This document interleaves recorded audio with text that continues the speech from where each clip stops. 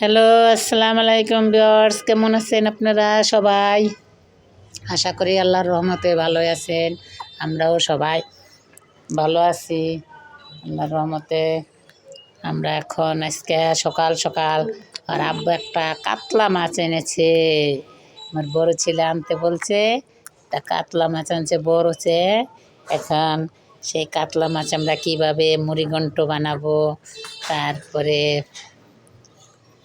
এই পাতাকপি ভাজি করব। আজকে কি কি রান্না করি, কিভাবে রান্না করি দেখুন, আপনারা দেখতে থাকুন। রাফির ছোট্ট চ্যানেলটার সাথে আপনারা থাকবেন, সাবস্ক্রাইব শেয়ার কমেন্ট করে সাথেই থাকবেন। রাফির ছোট্ট চ্যানেলটা আস্তে আস্তে গুটি গুটি পায়ে পায়ে বড় হবে একদিন, আপনাদের দোয়া কামনা করি। এই যে দেখতে থাকেন, এই যে দেখছেন আপনারা আপনারা আমাদের লক্ষ্মী সাবস্ক্রাইবার। রাফির সাথে থাকবেন। এই যে হলুদ মরিচ আর লবণ একটু দিয়ে মাখিয়ে একটু লেবুর রস দিলে বাজে গন্ধটা থাকবে না। এখন তো সব চাষের মাছ, যত বড় মাছ দেখবেন চাষের, নদীর মাছ তো নেই। এই জন্য এই মাছ একটু লেবু দিলে এই বাজে গন্ধটা আসবে না, মাছটা খেতে অনেক মজা। এই যে একটা একটা করে বেছে নিতেছি একটু লাল লাল করে, আর মাথাটা হালকা একটু ভাজবো।